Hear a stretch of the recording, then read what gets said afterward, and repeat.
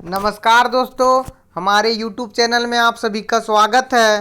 तो आज के इस वीडियो में हम बिहार स्टेट के हिंदी पेपर के प्रीवियस ईयर्स के क्वेश्चन को डिस्कस करने जा रहे हैं।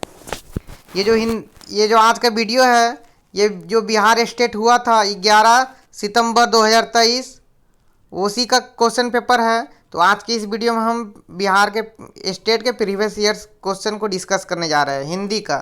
ठीक है, जैसे यहाँ पर ऊपर में लिखा हुआ है बिहार विद्यालय परीक्षा समिति माध्यमिक शिक्षा पात्रता परीक्षा बिहार स्टेट हिंदी, यानी कि 9 से 10 का जो एग्ज़ाम होता है बिहार स्टेट का, उसी का ये प्रीवियस ईयर का क्वेश्चन को इस वीडियो में हम आज डिस्कस करेंगे।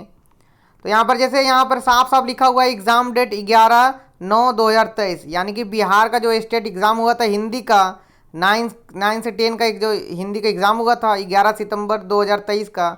तो आज की इस वीडियो में हम उसी प्रीवियस ईयर के क्वेश्चन को डिस्कस करने जा रहे हैं। तो वीडियो को अंत तक देखिएगा। तो चलिए वीडियो स्टार्ट करते हैं। देखिए जैसे यहाँ पर 1 नंबर दिया हुआ है, पीताम्बर शब्द का संधि विच्छेद है। तो पीताम्बर शब्द का संधि विच्छेद क्या है? तो इसका हो जाएगा सी नंबर, पीत प्लस अंबर हो जाएगा पीताम्बर। ठीक है, दूसरा क्वेश्चन हम लोग लेते हैं। दूसरा क्वेश्चन है नाविक शब्द का संधि विच्छेद कीजिए। तो इसका हो जाएगा ए नौ प्लस ईक, नाविक। ठीक है, तीसरा भी संधि विच्छेद है। देखिए तीसरा है प्रत्येक का संधि विच्छेद है। तो प्रत्येक का संधि विच्छेद क्या होगा? तो डी हो जाएगा इसका, प्रति प्लस एक, प्रत्येक हो गया। 4 नंबर में हम लोग आते हैं। 4 नंबर क्वेश्चन क्या बोल रहा है? व्यंजन वर्ण के साथ स्वर या व्यंजन वर्ण के मिलने से जो विकार उत्पन्न होता है उसे क्या कहते हैं? तो उसको व्यंजन संधि कहते हैं। बी नंबर, व्यंजन संधि। 5वां क्वेश्चन है विसर्ग के साथ स्वर या व्यंजन के मिलने से जो विकार उत्पन्न होता है उसे क्या कहेंगे? तो उसे विसर्ग संधि कहेंगे। C number. अब 6 नंबर क्वेश्चन की ओर जाते हैं हम लोग। 6 नंबर क्वेश्चन है जिस शब्द का प्रथम पद प्रधान हो उसे क्या कहेंगे? तो यहाँ पर देखिए आंसर में, यहाँ पर देखिए जिस शब्द का प्रथम पद प्रधान हो उसे अव्ययी भाव समास कहते हैं, लेकिन ऑप्शन में अव्ययी भाव समास नहीं है। ठीक है, उदाहरण देखिए अव्ययी भाव समास का, तो यथाशक्ति का हो जाएगा शक्ति के अनुसार। लेकिन आयोग ने इस प्रश्न का उत्तर बहुब्रीहि समास माना है, जो कि गलत है। यहाँ पर ऑप्शन में अव्ययी भाव समास नहीं है। यहाँ पर क्वेश्चन पूछा है जिस शब्द का प्रथम पद प्रधान हो उसे क्या कहेंगे? तो उसे अव्ययी भाव समास कहते हैं, लेकिन ऑप्शन में अव्ययी भाव समास नहीं है। तो इसका आयोग ने बहुब्रीहि समास सही उत्तर माना है, यानी कि डी नंबर इसका हो जाएगा बहुब्रीहि समास। ठीक है, अब 7 नंबर है चतुरानन में कौन सा समास है? तो इसका हो जाएगा सी नंबर, बहुब्रीहि समास। ठीक है, अब चतुरानन का समास विग्रह कैसे होगा? तो 4 है आनन जिसके, अर्थात ब्रह्मा जी, यानी कि आनन का मतलब होता है मुख। 4 मुख किसके हैं? तो 4 मुख ब्रह्मा जी के हैं। तो जो बहुब्रीहि समास है वो कैसे बनेगा? समास विग्रह कैसे होगा चतुरानन का? तो हो जाएगा 4 है आनन जिसके, यानी कि अर्थात ब्रह्मा जी। अब 8वां क्वेश्चन है प्रतिकूल में कौन सा समास है? तो इसका हो जाएगा डी अव्ययी भाव समास। ठीक है, अब 9 नंबर है देव जो महान है या किस समास का उदाहरण है? तो इसका हो जाएगा कर्मधारय समास, ए नंबर। अब यहाँ पर 10 नंबर देखिए गद्यांश को पढ़कर प्रश्न के उत्तर दीजिए, यानी कि जो गद्यांश और पदांश आता है वो सबसे इजी रहता है बिहार स्टेट के एग्जाम में। तो गद्यांश को हम लोग पढ़ लेंगे, इसी में कहीं उत्तर छिपा होगा, देख लीजिएगा। गद्यांश को पढ़कर प्रश्न का उत्तर दें। तो 10 नंबर देखिए हम लोग पढ़ते हैं गद्यांश को। भारत माता को हम नमन करते हैं, उत्तर में हिमालय इसका प्रहरी है, दक्षिण में हिंद महासागर उसके चरण पखारता है, पश्चिम में कच्छ की खाड़ी और पूर्व में बांग्लादेश है, गंगा यमुना नर्मदा ताप्ती कृष्णा गोदावरी ब्रह्मपुत्र आदि नदियां भारत के मैदानी क्षेत्रों की शोभा बढ़ाती है, खेतों में लहलहाती फसलें और बागों में पके फलों की बहार भारत माता का उपहार, प्रत्येक धर्म का व्यक्ति भारत माता का सपूत है। ये जैसे हम लोग गद्यांश पढ़ लिए। अब यहाँ पर आते हैं, यहाँ पर क्वेश्चन क्या पूछा है? सबकी प्रिय है भारत माता, फसलें और पके फल किसकी देन है? यहाँ पर क्वेश्चन पूछा है फसलें और पके फल किसकी देन है? तो हो जाएगा ए नंबर, नदियाँ। यहाँ पर देखिए यहाँ पर लिखा हुआ है, यहाँ पर आते हैं तो नदियाँ भारत के मैदानी क्षेत्रों की शोभा बढ़ाती है, खेतों में लहराती फसलें और बागों में पके फलों की बहार भारत माता का उपहार है। तो यहाँ पर क्वेश्चन उसी तरह से पूछ दिया है कि फसलें और पके फल किसकी देन है, तो इसका हो जाएगा नदियाँ। ठीक है, ये बहुत आसान क्वेश्चन इस तरह से आएगा तो बहुत ही आसान क्वेश्चन है ये। अब 11 नंबर क्वेश्चन है सपूत शब्द में कौन सा उपसर्ग है, तो इसका आ जाएगा ए नंबर स। ठीक है, अब यहाँ पर 12 नंबर देखिए, ये भी गद्यांश है, इसको हम लोग आगे अच्छा से पढ़ते हैं उसके बाद उत्तर देते हैं। देखिए 12 नंबर क्या है, मनुष्य एक सामाजिक प्राणी है, उसका धर्म है कि वह स्वयं जिए और दूसरे को भी जीने दे। वह अपने सुख दुख के साथ दूसरों के सुख दुख की ओर भी ध्यान दे, अपने स्वार्थ को छोड़कर दूसरे के हित की भी सोचे। अपना स्वार्थ सिद्ध करना मानवता नहीं है, परहित ही सच्ची मानवता है। यही सच्चा धर्म है। मनुष्य अपनी क्षमता या सामर्थ्य के अनुसार परहित कर सकता है। वह मन से, धन से या तन से अथवा तीनों से दूसरों की भलाई कर सकता है। दूसरों को प्रति सच्ची सहानुभूति रखना भी परहित है। किसी को संकट से बचाना, किसी को कुमार्ग से हटाना, किसी दुखी और निराश व्यक्ति को सांत्वना देना भी परहित के ही अंतर्गत आता है।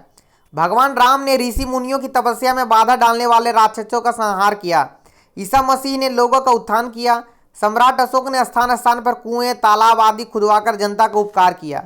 यही मानवता का प्रमुख धर्म है। अब यहाँ पर क्वेश्चन बहुत ही आसान पूछ दिया है। क्वेश्चन पूछा है कि सामाजिक शब्द में प्रत्यय क्या है, तो प्रत्यय आप लोगों को पता ही है, वह शब्दांश जो किसी शब्द के बाद में लगकर एक नए शब्द का निर्माण करता है उसे प्रत्यय कहते हैं। ठीक है, वह शब्दांश जो किसी शब्द के बाद में यानी कि किसी शब्द के अंत में लगकर एक नए शब्द का निर्माण करता है उसे प्रत्यय कहते हैं। तो यहाँ पर बहुत ही आसान क्वेश्चन पूछ लिया कि सामाजिक शब्द में प्रत्यय क्या है, तो यहाँ पर हो जाएगा इक, समाज इक, ए नंबर हो जाएगा इक, इक है प्रत्यय। अब 13 नंबर क्वेश्चन देखते हैं। 13 नंबर है परहित के अंतर्गत आता है, यानी कि परहित का मतलब क्या होता है, तो इसका हो जाएगा ए नंबर। परहित का मतलब होता है दूसरों के प्रति सच्ची सहानुभूति रखना। ठीक है, परहित का मतलब होगा दूसरों के प्रति सच्ची सहानुभूति रखना। अब 14 नंबर देखिए, ये भी हमको आगे पढ़ना होगा, उसके बाद इसका उत्तर खोजना होगा। यहाँ पर एक बार पढ़ लेते हैं हम लोग। मैत्री की राह बताने को, सबको सुमार्ग पर लाने को, दुर्योधन को समझाने को, भीषण विध्वंस बचाने को, भगवान हस्तिनापुर आए, पांडव का संदेश लाएं। दो न्याय अगर तो आधा दो, पर इसमें भी यदि बाधा हो तो दे दो केवल 5 ग्राम, रखो अपनी धरती तमाम। हम वही खुशी से खाएंगे, परिजन पर असीना उठाएंगे। दुर्योधन वह भी दे ना सका, आशीष समाज का ले ना सका। ये हम लोग पढ़ लिए। अब इसका देखिए क्वेश्चन क्या किस तरह से पूछ रहा है। उल्टे हरि को बांधने चला, जो था असाध्य साधने चला। जब नाश मनुज पर छाता है, पहले विवेक मर जाता है। यहाँ तक है, यहाँ तक हमको पढ़ना होगा। उसका क्वेश्चन यहाँ से स्टार्ट हो रहा है। ये भी बहुत ही आसान क्वेश्चन पूछ लिया है। क्वेश्चन है परिजन में उपसर्ग क्या है। परिजन में उपसर्ग क्या है, तो उपसर्ग जैसे प्रत्यय था तो प्रत्यय का उल्टा भी उपसर्ग हो गया। देखिए उपसर्ग हम लोग किसे कहेंगे, आप लोग आगे ये समझ लीजिए। उपसर्ग वह शब्दांश है जो किसी शब्द के पहले लगकर एक नए शब्द का निर्माण करता है। ठीक है, उपसर्ग हम लोग उसको कहेंगे जो किसी शब्द के पहले लगकर एक नए शब्द का निर्माण करते हैं, यानी कि कोई भी नाम का पहले वाला भाग उपसर्ग कहलाता है।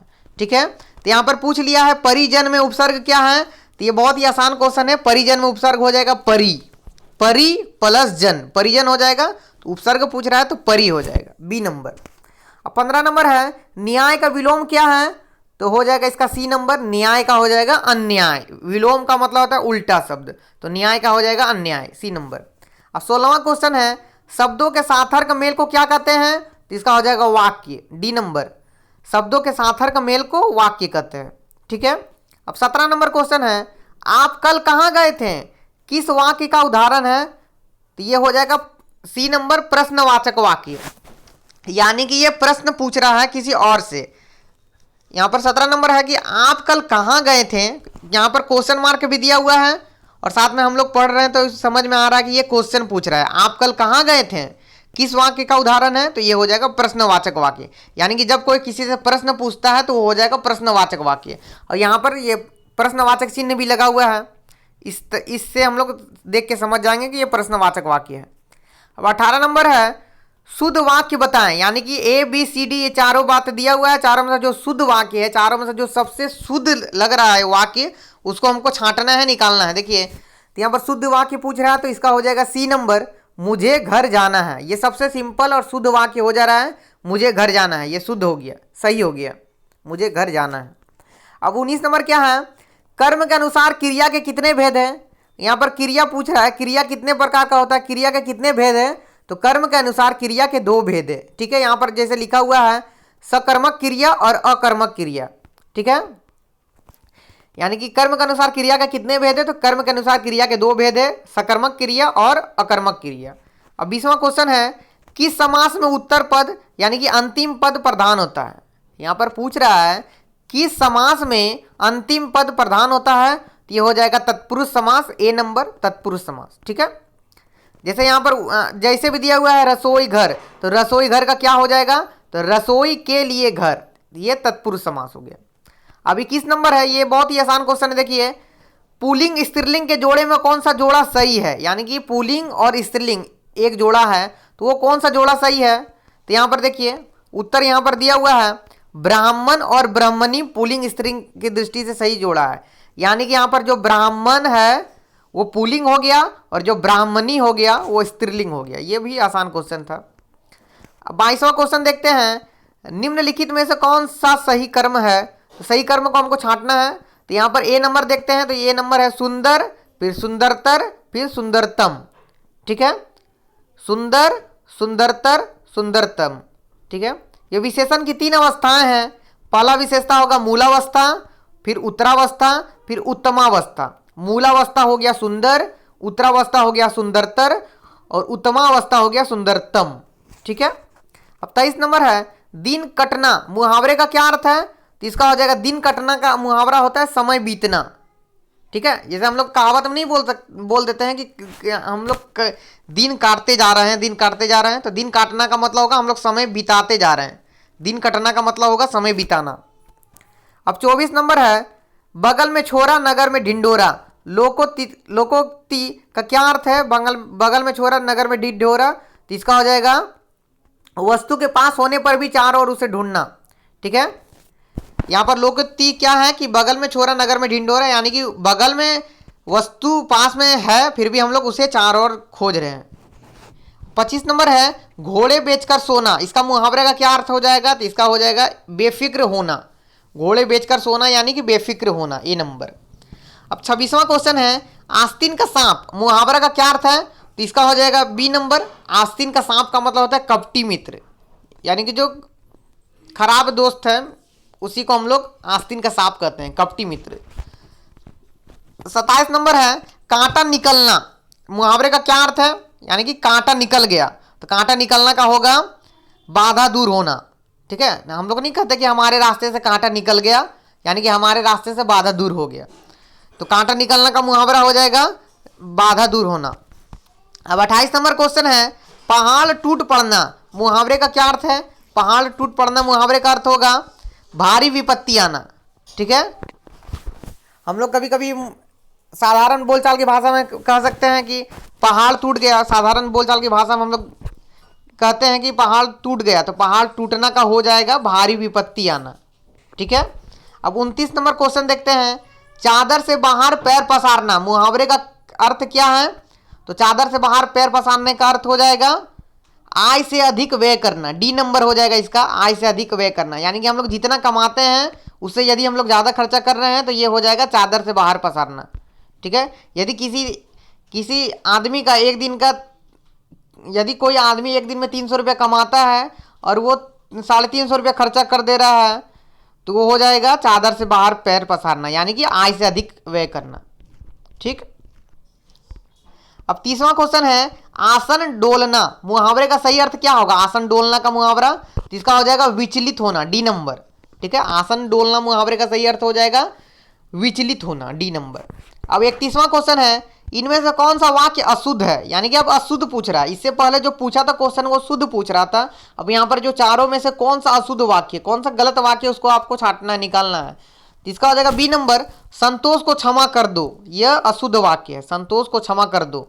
ठीक है, इसका जो है शुद्ध वाक्य क्या होगा, इसका शुद्ध वाक्य यहां पर लिखा हुआ है, संतोष को क्षमा कर दो। ठीक है, क्षमा यहाँ पर देखिए किस तरह से लिखा हुआ बी नंबर में, ऐसे छो नहीं होगा, ये अच्छो वाला छो होगा। तो ये तो हम लोग देख के ही पहचान जाएंगे ये गलत वाक्य है। ये वाला छो नहीं होगा, अच्छो वाला छो होगा। तो क्षमा ऐसे होता है। अब 32वां क्वेश्चन है, इनमें से कौन सा वाक्य अशुद्ध है, यानी कि इसमें भी फिर से अशुद्ध पूछ रहा है। तो इसका हो जाएगा ए नंबर कि रेडियो की उत्पत्ति किसने की। ठीक है, ये अशुद्ध वाक्य है। तो इसका शुद्ध क्या हो जाएगा कि रेडियो का आविष्कार किसने किया। यहाँ पर जो उत्पत्ति वर्ड है वो वर्ड जो है वो गलत है, उत्पत्ति की जगह हो जाएगा आविष्कार। ठीक है, रेडियो का आविष्कार किसने किया। अब 33वां क्वेश्चन है, इनमें से कौन सा वाक्य अशुद्ध है। यहाँ भी अशुद्ध पूछ रहा है, यानी कि गलत पूछ रहा है। तो हो जाएगा खरगोश को काटकर गाजर खिलाओ। तो हम लोग खरगोश को काट देंगे तो गाजर किसको खिलाएंगे। ये तो बात पढ़ के ही हमको समझ में आ जा रहा है।